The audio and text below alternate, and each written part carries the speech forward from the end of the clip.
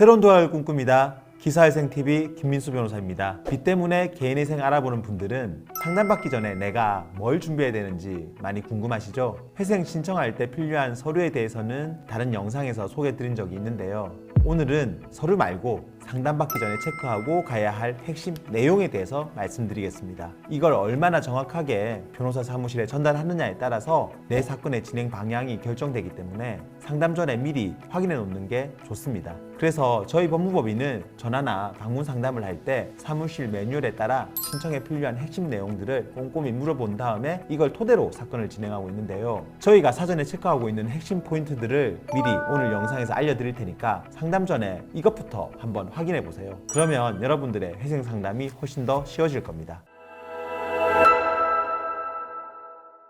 먼저 첫 번째로 내 소득이 얼마인지부터 계산해 보세요. 여기서 소득이라고 하는 거는 세후 소득을 말하는데요. 상여도 다 포함이 되니까 성과급 받은 거 이런 것들도 다 빠지지 않고 다 넣어야 됩니다. 월급 받는 분들은 지난 1년간 받은 급여 플러스 상여에서 세금하고 국민연금, 건강보험 이런 4대 보험을 다 떼고 남는 돈이 매달 평균 얼마인지를 체크해 보세요. 사업하는 분들은 지난 1년 동안의 총 매출에서 비용이랑 세금, 기타 각종 공과금을 빼면 한 달 평균 얼마가 남는지를 확인하면 됩니다. 이때 매출은 세무서에 신고한 금액만 보지 말고 신고가 안 됐더라도 통장으로 입금된 돈이 있으면 이것도 다 포함해서 계산을 하세요. 두 번째는 부양가족이 몇 명인지 계산해 보셔야 합니다.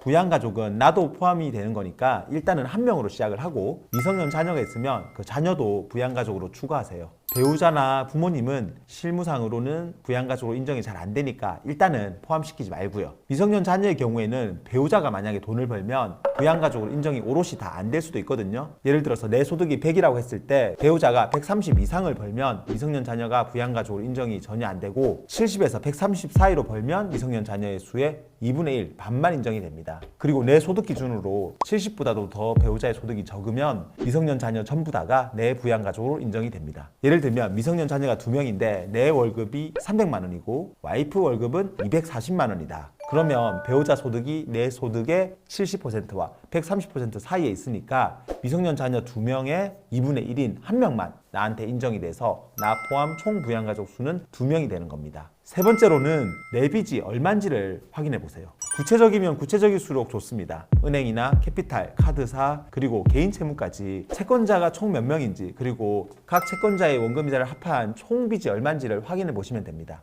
그리고 저당권이나 질권 같은 담보를 잡아준 경우는 그것도 별도로 체크해야 됩니다. 특히 전세보증금 같은 경우에는 은행에서 질권이나 채권 양도라는 것을 해놓은 경우들이 있는지를 확인해야 되는데요. 이거를 했나 안 했냐에 따라서 이 빚이 담보 채무가 되기도 하고 무담보 채무가 되기도 하거든요. 그리고 만약에 전세보증금에 질권이나 채권 양도 통지 같은 게 안 되어 있다. 그러니까 쉽게 말해서 보증금이 보증서 대출이나 신용 대출로 되어 있다. 그러면 이 전세 보증금 자체가 빚 같아 보이지만 반대로 내 재산이 되기도 되기 때문에 이 부분은 꼭 확인을 해야 됩니다. 이렇게 해서 담보가 안 된 빚이 원금 이자를 합쳐서 10억이 넘는지 그리고 담보가 잡힌 빚이 15억이 넘는지를 확인해 보십시오.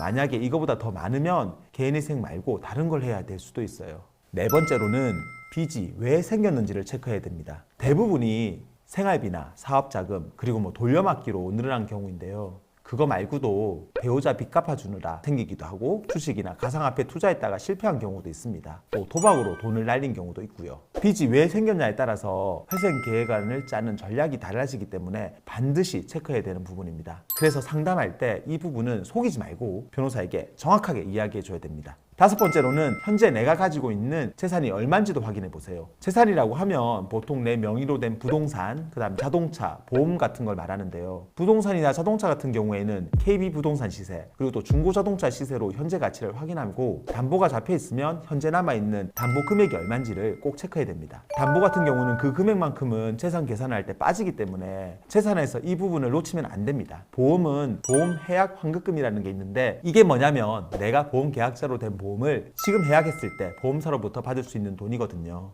이것도 재산으로 보는데 보험사에 연락을 하면 바로 확인이 가능합니다. 그거 말고도 전세 보증금이나 예상 퇴직금, 그리고 예금, 적금, 그다음에 주식, 가상화폐, 잔고 이런 것들 다 재산에 해당되니까 하나하나 다 놓치지 말고 다 계산해서 내 재산이 얼마인지를 정확하게 체크해 놓으시기 바랍니다. 마지막으로 이혼했거나 상속받은 적이 있으면 그때 재산 정리를 어떻게 했는지도 확인해야 됩니다. 그러니까 이혼을 하면서 재산을 상대방한테 다 줬는지 아니면 내가 뭐 일부를 얼마를 나눠 받았는지 이런 걸요. 그리고 이전에 회생 파산한 적이 있다면 그때 인가나 면책을 언제 받았는지도 꼭 체크를 해야 돼요. 이전에 면책 받은 적이 있어도 다시 회생 신청을 할 수는 있거든요. 대신 면책 받고 나서 5년이 지나야 회생을 신청할 수 있기 때문에 그 기간이 지났는지를 반드시 확인해야 됩니다. 혹시 이전에 파산 면책을 받고 이번에 다시 파산 신청을 하는 분들은 5년이 아니라 7년이 지나야 되니까 이것도 꼭 놓치지 마세요.